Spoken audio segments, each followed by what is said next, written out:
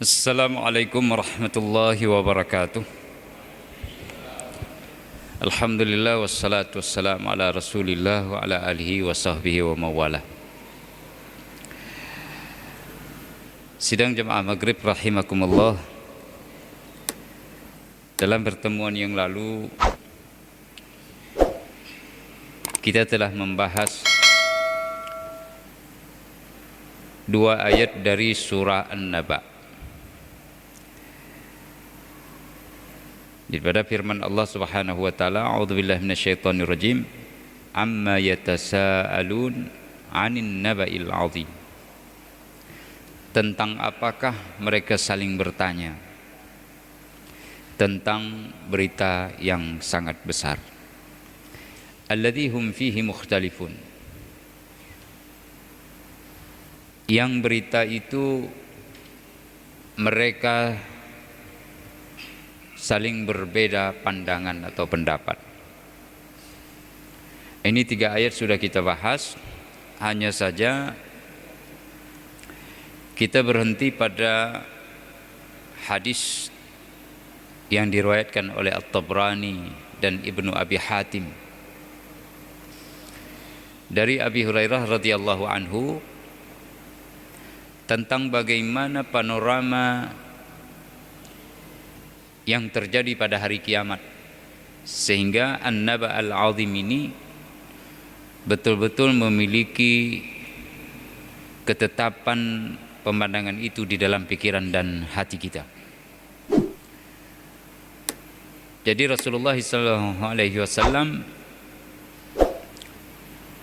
bersabda, lamma farighallahu min khalqis samawati wal ard, manakala Allah selesai menciptakan langit dan bumi, khalaqas sur, Allah menciptakan sangkakala, fa'ata'a li Israfil, faja'ala Israfil yada'u as-sura ala fayh, atau kama ruwiya an Rasulillah sallallahu alaihi wasallam. Lalu Israfil diserahkan oleh Allah kepadanya akan sangkakala itu, diambil diletakkan di mulutnya. Lalu tatapan Israfil itu ke arsy Allah menunggu bila dan kapan perintah datang untuk meniup sangkakala. Sampai dengan hari ini tiupan itu belum diperintah oleh Allah. Sampai dengan hari ini tiupan belum diperintah oleh Allah Subhanahu wa taala. Dalam hadis riwayat At-Tabrani dan Ibnu Abi Hatim ini, itu ada 3 kali tiupan. Sementara di dalam Al-Qur'an yang disebutkan di dalam surah An-Nazi'at, surah setelah An-Naba ini, yaitu surah ke-8 79, karena An-Naba 78, disebutkan yauma tarjufur rajifah tatba'uhar radifah. Hari di mana kamu akan dibangkitkan pada saat tiupan yang sangat keras. Ada tiupan yang sangat keras, tatba'uhar radifah. Lalu tidak menunggu masa, tiupan itu akan diikuti oleh tiupan yang kedua. Jadi 2 kali di sini.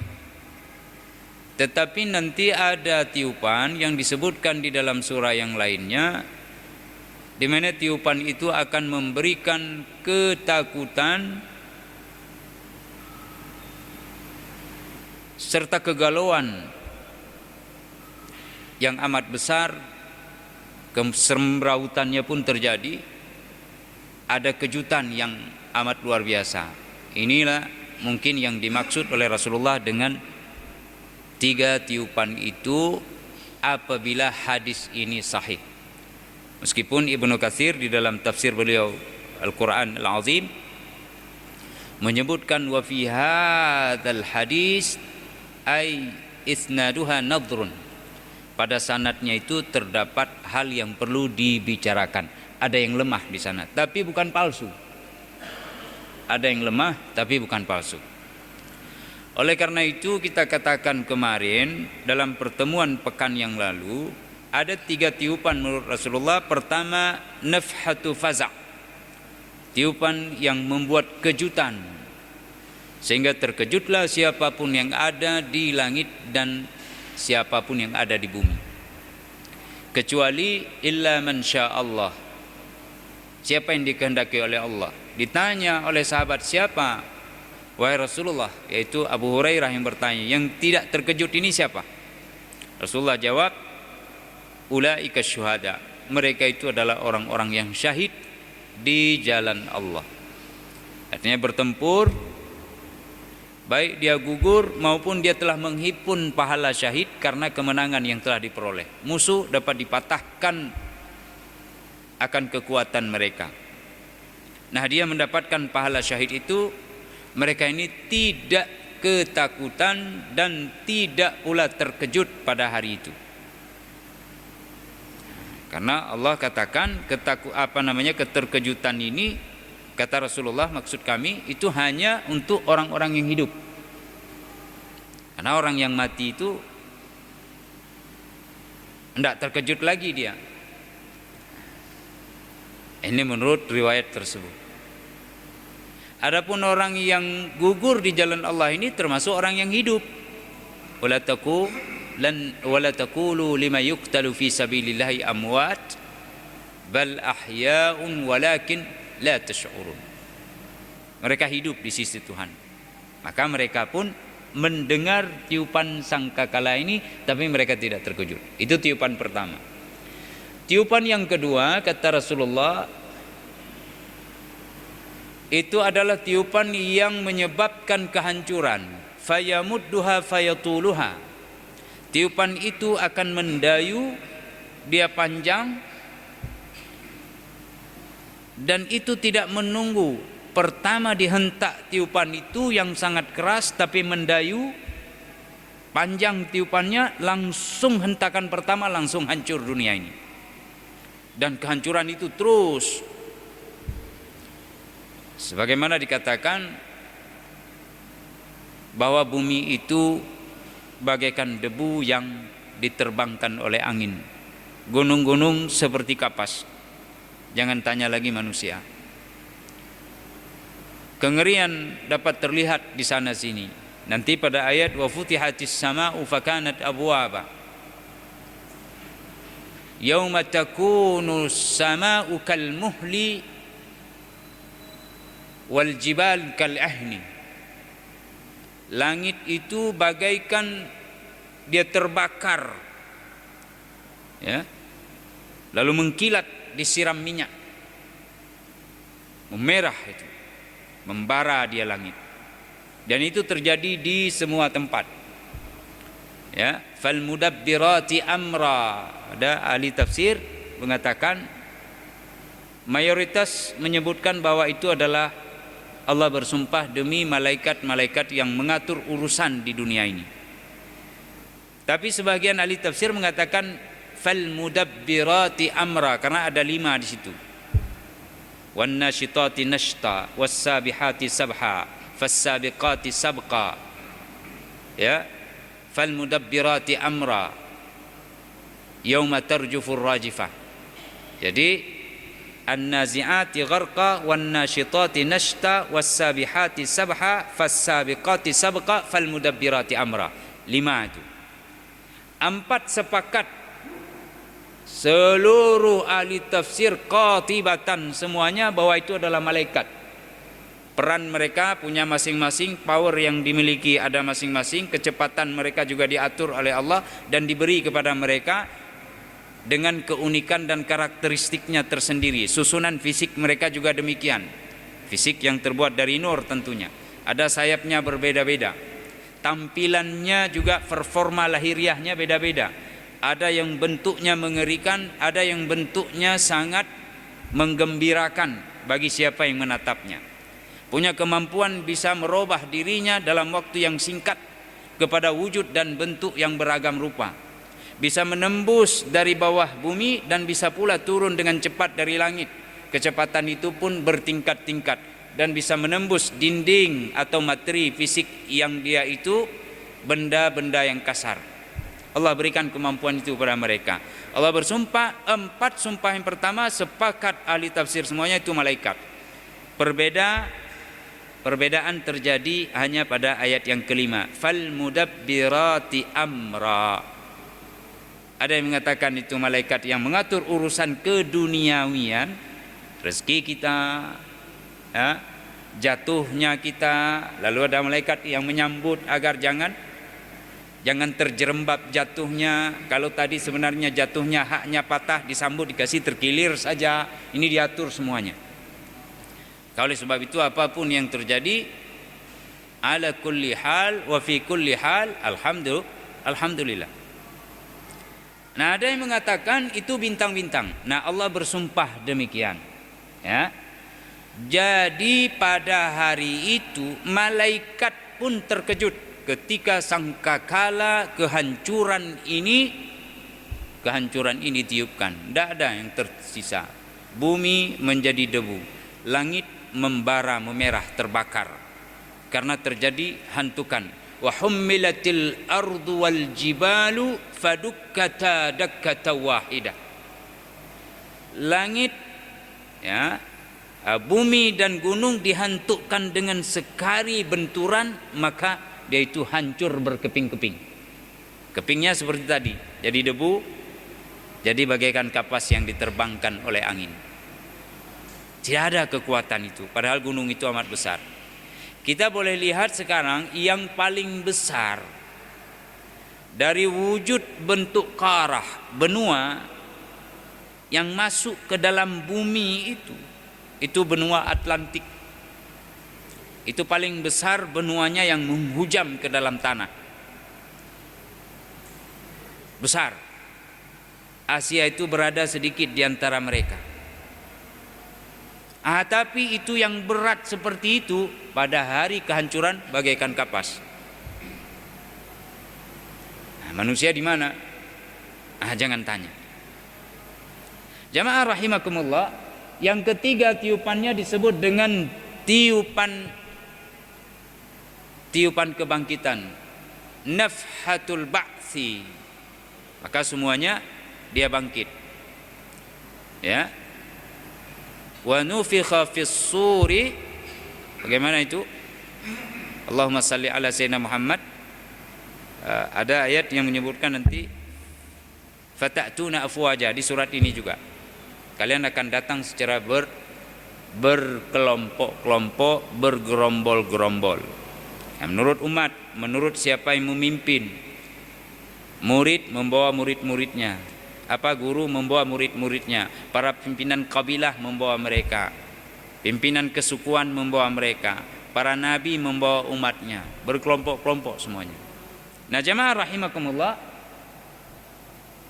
Allah menyebut pada ayat yang keempat kelima, kalla saya'lamun thumma kalla saya'lamun alam naj'alil arda mihada wal jibala autada wa khalaqnakum azwaja wa ja'alna naumakum subata wa ja'alna al-laila libasa wa ja'alna an-nahara ma'asha wa banayna fawqakum sab'an shidada wa ja'alna sirajan wahaja wa anzalna minal mu'sirati ma'an thajjaja linukhrija bihi habban wa nabata wa jannatin alfafa. Sampai di situ dulu kita pada malam ini insyaallah. Ya. Wa jannatin alfafa. Nanti masuk pada inna yaumal fasli kanat miqata.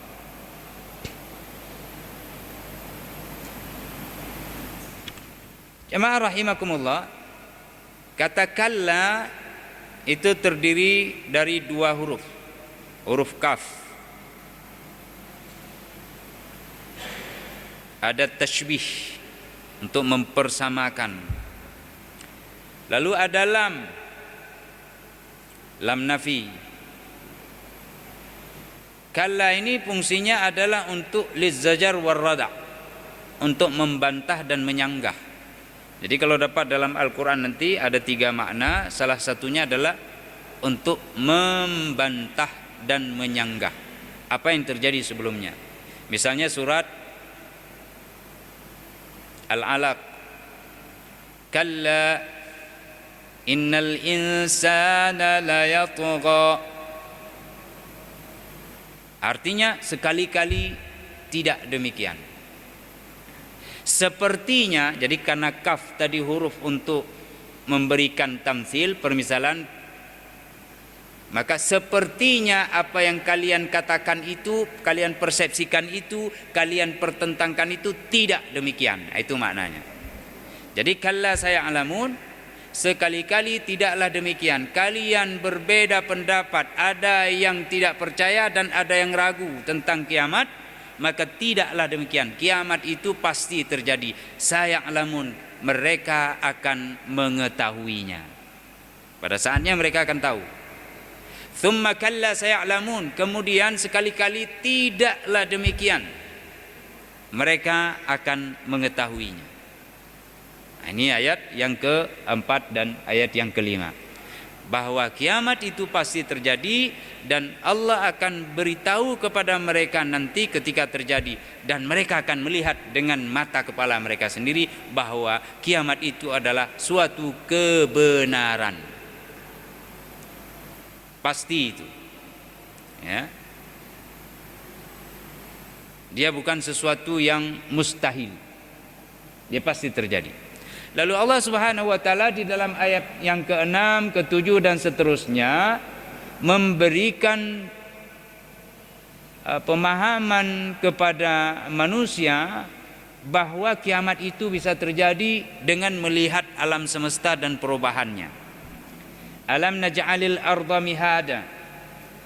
Ya, apa maknanya di sini? Ai alam naj'al hadhil arda allati taskununaha mumahhadatan lil istiqrari 'alaiha wat taqallubi fi anha'iha.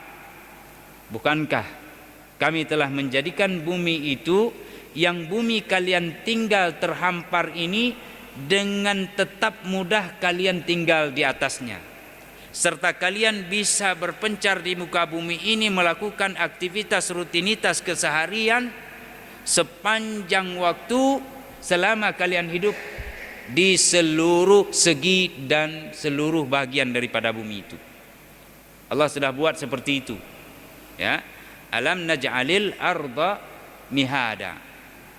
Kalau terjemahnya secara ayat tadi, ini penafsiran tadi disebutkan oleh Dr. Ali Sabuni, Muhammad Ali Sabuni. Sementara di sini kalau penterjemahnya alam naj'alil arda mihada di dalam Quran terjemahan kita, bukankah kami telah menjadikan bumi terhampar. Nah, begitu saja. Maksudnya terhampar bisa ditinggali. Bisa ditinggali bumi ini. Wal jibala autada. Dan bukankah pula, ini juga ambil alam di belakang. Alam naj'alil jibala autada. Cuma sudah dibuang biar ringkas. Maka kemukjizatan Al-Quran salah satunya dari susunan lafaz serta maknanya sekalian. Jadi tidak panjang dia. Ada waktu dibutuhkan panjang diulang. Seperti misalnya ayat Al-Quran menyebutkan tentang masing-masing dari peran bumi, langit dan juga peran daripada air pada kisah Nabi Nuh alaihissalam. Wa qila ya ardu bla'i ma'aki wa ya sama'u aqli'i wa ghidal ma'u wa qudiyal amr wa qila bu'dal qaumil zalimin. Ini tiga-tiga diulang. Siapa yang diperintah diulang perintahnya. Pada langit tidak perlu dikatakan lagi aqli'i ma'aki, tidak, karena sudah ke sana. Ini luar biasa kemukjizatan susunan lafaz Al-Quran. Jadi kita bisa paham bahwa di situ Allah Subhanahu wa taala menyebutkan, wahai bumi, ya, telan airmu, hisab, sehingga tidak ada lagi air nanti yang tersisa. Wahai langit, berhentilah mencurahkan airmu.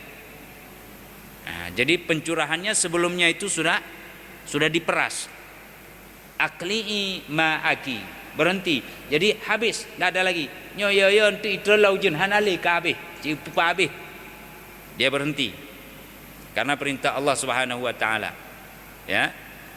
Wa anzalna, ini dalam surah An-Naba nanti dapat kita. Wa anzalna minal mu'sirati ma'an thajjaja. Dan kami menurunkan dari mu'sirat, dari materi yang bisa memeras dirinya. Maka jus itu bahasa Arabnya asir namanya. Mu'sirat, sang pemeras dirinya, sang yang mengeluarkan jus. Siapa itu? Awan. Dia peras dirinya. Karena perintah Allah, kamu naik, jadi air itu kemudian menguap menjadi awan, lalu begitu banyak lautan di sana, dia peras dirinya ke tebit ke i. Ini kekuasaan yang amat dahsyat. Wa anzalna minal muqsirati ma'an sajjaja. Ini kita lompat supaya nanti ada kesempatan kita jelaskan ke depan, kadang lupa masalah ini sudah tersebut. Jamaah rahimakumullah. Ya.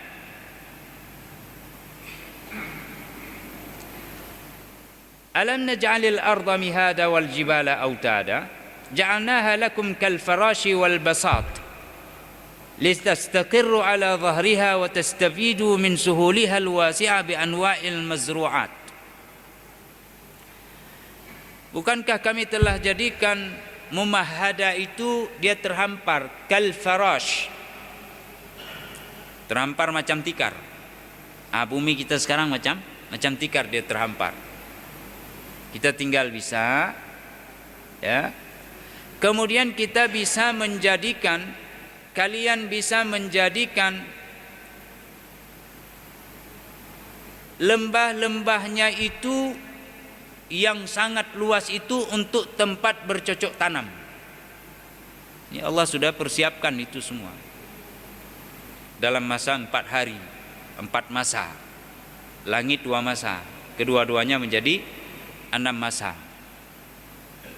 Ini dibentuk oleh Allah Subhanahu wa taala dengan kudra, dengan iradahnya Allah Subhanahu wa taala. Wal jibala autada ay waja'alna al jibala kal autadil ardi tathbit tuthabbituha li alla tamida bikum kama yathbut bait bil autad. Bukankah kami juga telah menjadikan gunung-gunung itu autada. Autad ini pasak. Pasak seperti paku. Ya. Ya pasak lah bahasa Indonesia. Bajo punya samping. Ya. Jadi pasak untuk bumi itulah gunung. Untuk apa dipasak? Supaya tidak goyang bumi itu. Bagaimana goyangnya? Meluber. Ada ayat nanti menyebutkan bukan dengan kata autad, tapi kata autad ini sebagai penafsiran terhadap ayat yang lain yang disebut dengan waja'alna rawasiya antamida bikum. Waja'alna fiha rawasiya antamida bikum. Kami telah buat dan ciptakan di atas bumi itu gunung-gunung rawasiya. Disebut dengan rawasiya gunung-gunung. Apa rawasiya?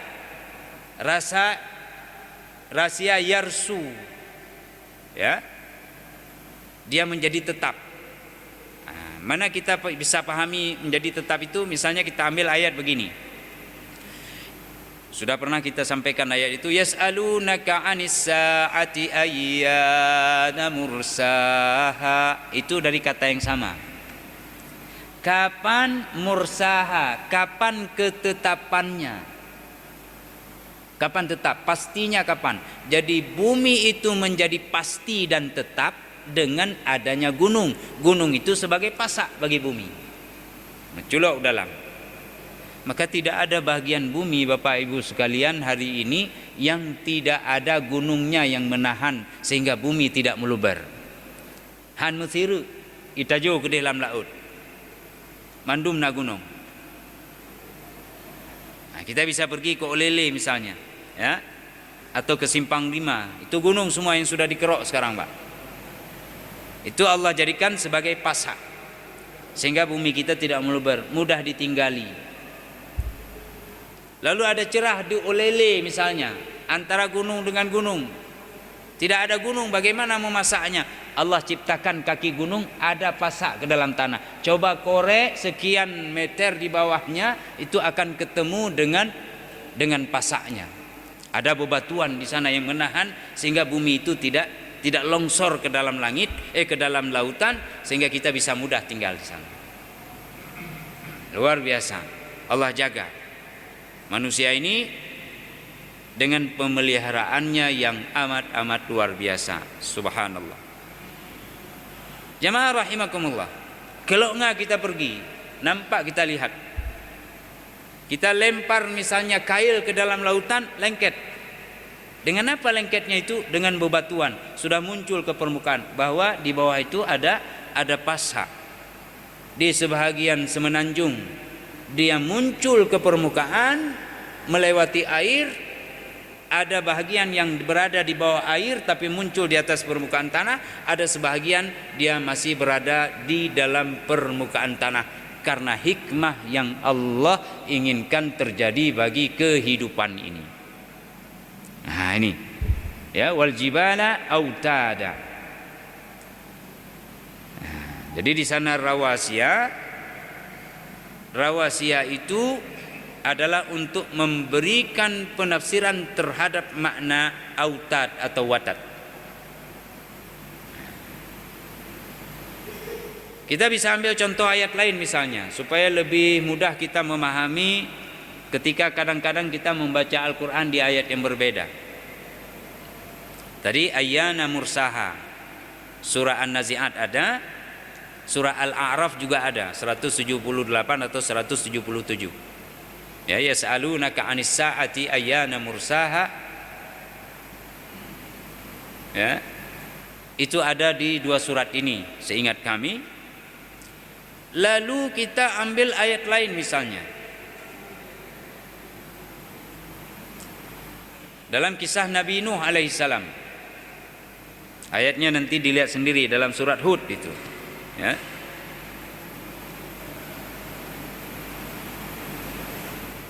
Wa qala al-kabu fiha. Ya. Nuh berkata kepada kaumnya, ayo naiklah ke dalam perahu.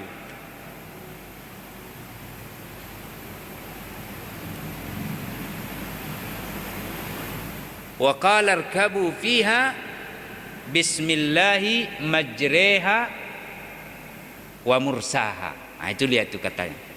Mursaha. Tanya kan anda baca tetai Raja Sabang kan dah ke bismillahi majreha wa mursaha. Mursaha itu apa? Itu sama dia. Rawasiya yas'alunaka 'anis sa'ati ayyana mursaha.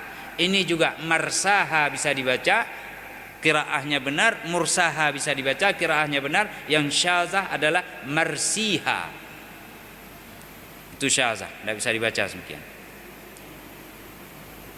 Nuh berkata kepada kaumnya, hai kaumku, ayo naiklah kalian ke dalam perahu, ke dalam bahtera, dengan mengucapkan nama Allah pada saat dia berlayar atau pada saat kalian hendak berlayar, dan pada saat bahtera atau kalian itu berlabuh.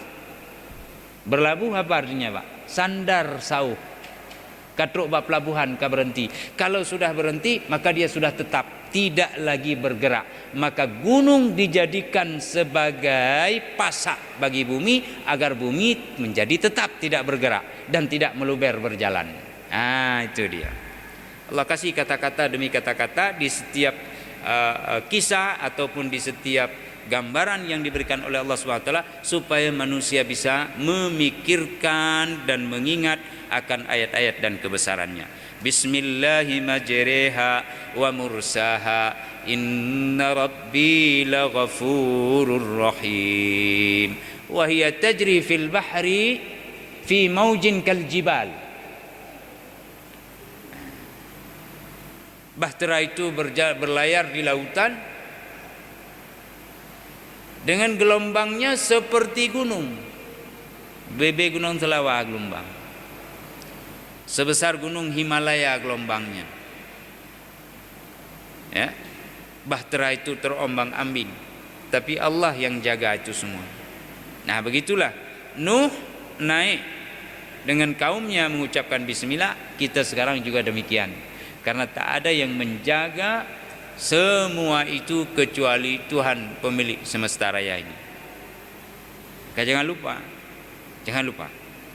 Kalau dalam kehidupan dunia jangan lupa, apalagi destinasinya. Maka oleh sebab itu orang-orang yang mempertanyakan dan meragukan tentang hari kebangkitan itu, Allah berikan pengajaran kepada mereka, tapi mereka tetap keras kepala, tidak mau beriman. Wa khalaqnakum azwaja. Ya, lintas percontohan diberikan alam pada diri mereka sendiri. Wa khalaqnakum azwaja, kata Dr. Muhammad Ali As-Sabuni ini, ay waja'alnakum ayyuhan nasu asnafan dhukuran wa inatha liyantadhima amrun nikahi wat tanasul wa la tanqati'u al hayah an dhahri hadzal kawkabil ard. Maksud wa khalaqnakum azwaja adalah kami jadikan kalian wahai manusia asnafan, dengan jenis-jenis yang berbeda, dzukura wa inatha, ada jenis laki-laki, ada jenis perempuan. Untuk apa Allah ciptakan ini kalian berpasang-pasangan? Untuk apa itu? Agar hidup bisa berjalan sebagaimana yang diinginkan. Perkembangannya terus berlanjut secara kontinu. Liyantadhima amrun nikahi wat tanasul. Kalau tidak ada perempuan, tidak ada yang melahirkan. Tidak ada yang laki-laki, tak ada yang membuahi. Maka terjadilah perkawinan antara dua jenis daripada manusia ini, maka hidup pun akan terus berkelanjutan. Seandainya tidak ada salah satu dari mereka, hidup akan punah. Tidak ada kelahiran. Ya. Tidak ada kelahiran, yang ada hanya kematian, mortalitas. Kelahirannya tidak ada. Kematian yang ada. Terus punah-punah manusia ini. Nah, jamaah rahimakumullah, kalau kita bertanya sekarang berapa banyak manusia di dunia, maka jawabannya sekitar 6 miliar. Hari ini manusia di dunia itu 6 miliar sudah bangga dunia, atau sudah diancam dengan ketakutan, sehingga muncullah konspirasi-konspirasi untuk melenyapkan ras suatu bangsa sehingga melestarikan ras yang lainnya, karena mereka takut akan kelangsungan kehidupan di kemudian hari. Padahal entah berapa lama sudah dunia ini hidup, antara Nabi Adam sampai dengan kita berapa generasi sudah. Kalau dalam silsilah dari Nabi Adam sampai dengan Nabi Muhammad itu ada 50 tingkatan. Nah, 50 tingkatan itu kita pikir manusianya tidak banyak, padahal cukup banyak sudah. Tidak bisa dihitung lagi. Tidak ada kalkulator yang bisa menghimpunnya lagi. Nabi mengatakan di dalam satu hadis ini ada di dalam riwayat Imam Al-Bukhari dan Muslim, atau di dalam kitab Sahihain Bukhari dan Muslim. Apa kata Nabi? Bahwa ketika Ya'juj dan Ma'juj keluar nanti, itu perbandingan umatku dengan mereka adalah dari 1001 umatku. Dari 1000 jiwa satu umatku. Lawannya 999 Ya'juj Ma'juj. Berat. Itu kiamat sudah diambang pintu. Nah, Nabi juga di dalam hadis yang sama ini melanjutkan, aku mengharapkan di dalam doaku bahwa sepertiga penduduk surga itu adalah umatku. Sepertiganya, Pak. sepertiganya adalah umatku. Berapa luas surga itu? Seluas langit dan bumi. Lalu tingkatannya setiap surga ada 100. Dari 8 surga, di setiap tingkatan yang kita peroleh itu ada 100 tingkatan. Nah, diisi oleh orang-orang yang sangat luas ruangan-ruangan surga itu, dan begitu banyak jiwa-jiwa ada di sana. Sepertiganya adalah umatku, menurut paham daripada zahir isi hadis tersebut. Lalu Nabi lanjutkan, dan aku pun mengharapkan di dalam harapan pintaku setengahnya adalah umatku. Tamah lelah umat Nabi. Sehingga Abu Hurairah dan sahabat yang hadir pada waktu itu hampir menangis girang gembira. Setengah dari penduduk surga itu adalah umat Muhammad. Sampai kemudian 2/3 dari penduduk surga itu adalah umatnya Muhammad sallallahu alaihi wasallam. Ya, umat terakhir baru 1500 tahun, tidak sampai pun. Berapa banyak kalau surga sedemikian luas, nanti kiamatnya berapa banyak umat Muhammad ini? Setengah penduduk surga itu adalah umat. Ana mukatsirum bikumul umam yaumal qiyamah, hadis yang lain. Saya berbangga dengan banyaknya jumlah kalian pada hari kiamat. Kalau kita lihat umat yang terdahulu, begitu besar jumlah mereka dan mereka banyak yang masuk ke dalam neraka. Luar biasa. Banyak betul. Maka hati-hati tentang berita besar yang dipertentangkan oleh penduduk Mekah yang kafir, bahwa itu adalah berita yang amat besar.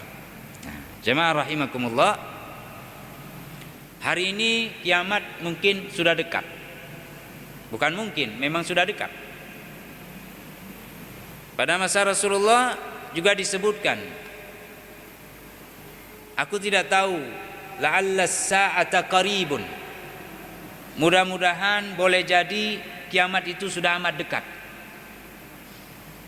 Dan perbandingan hari di akhirat itu dengan hari dunia dari kehidupan kita hanya sebahagian dari waktu pagi atau petang saja. Kami tidak tinggal hanya sebahagian waktu dari waktu pagi saja. Kalau waktu 24 jam sebentar terasa, atau hanya bagaikan satu kali hentakan nafas, tidak terasa. Dan dunia dengan gambaran kiamat yang dipenuhi orang-orang yang zalim yang masuk ke dalam neraka dan disiksa. Littaghina ma'aba labithina fiha ahqaba. Ini surat yang sama nanti pada ayat ke depan. Neraka jahanam itu dipersiapkan sebagai tempat kembali bagi mereka yang melampaui batas. Bisa saja melampaui batas itu karena kafir, menjampu dengan kemusyrikan. Bisa saja melampaui batas itu karena menzalimi diri mereka dengan dosa-dosa, baik itu dosa besar maupun dosa kecil yang tidak terampuni, terhapus dengan pekerjaan-pekerjaan dari kebajikan-kebaikan yang dia juga tinggalkan sehingga berkolaborasi dengan dosa-dosa besar. Tambah neraka. Labithina fiha ahqaba. Mereka akan tinggal di dalam neraka itu selama berabad-abad. Sudah begitu banyak orang yang tinggal. Nah, hari ini kalau kita bandingkan dengan pesan Rasulullah ini, dengan wejangan Rasulullah ini, coba lihat kehidupan kita. Jangan-jangan kita termasuk dari bahagian pengikut Dajjal. Karena hati kita yang kontrol, Pak. Sabi na bungeh lamati na hasad dengki kepada orang lain. Rasanya tidak selamat nih hidup. Maka saya hendak mengatakan bahwa hidup saat ini bagaikan di lautan. Hidup ini bagaikan di dalam lautan yang kita takut akan tenggelam. Kalau kata ulama besar, siapa? Hamzah Pansuri, Pak Waria. Syair perahu itu siapa yang karang? Hamzah Pansuri. Ya. Hidup ini bagaikan perahu. Dalam syair Arab dikatakan, kalau kamu melihat bahwa di dalam perahu itu ya sudah ada air, maka itu alamat tenggelam. Perahu itu berjalan di atas air. Kalau air sudah ada di dalam perahu, maka itu alamat kehancuran. Hati kita, tubuh kita adalah perahu. Maka coba perhatikan, apakah kita cinta kepada dunia, terlalu cinta kepada dunia sehingga kikir. Jangankan jauh, untuk bersedekah saja tidak mau. Di momen-momen tertentu, misalnya nih momen hari raya kurban, kita pikir-pikir dulu, sudah ada pelitnya karena cinta dunia. Ini alamat hendak tenggelam. Nah, maka kembali, biar jangan panjang, dunia ini di mana kita hidup itu adalah lautan yang mengancam kehidupan kita dan anak-anak kita. Kalau kita hari ini masih bisa diberikan oleh Allah kekuatan untuk bisa mendekat kepadanya, belum tentu pada anak-anak kita. Harapan kepada Allah, tapi usaha harus ada. Apa usaha itu? Dua. Satu yang mungkin, satu yang amat susah, kalaupun tidak kita katakan mustahil. Apa usaha kita? Ajari anak-anak kita berenang, Pak. Sehingga kalau dia pun jatuh ke dalam lautan, dia bisa memproteksi dirinya untuk berenang ke tepian.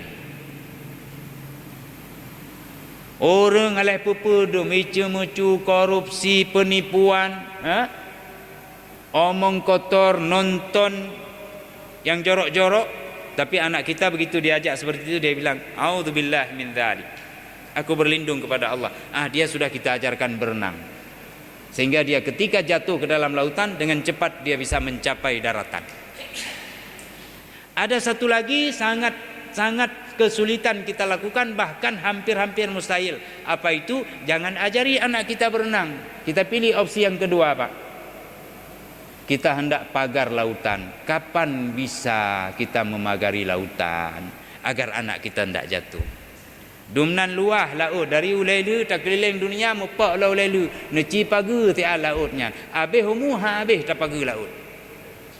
Maka salah satunya adalah ajari anak kita berenang, karena dunia adalah lautan yang penuh dengan ancaman bagi generasi yang akan datang. Saya kira sampai di sini saja untuk pertemuan malam ini. Mudah-mudahan bermanfaat. Hadanallahu iyyakum. Assalamualaikum warahmatullahi wabarakatuh.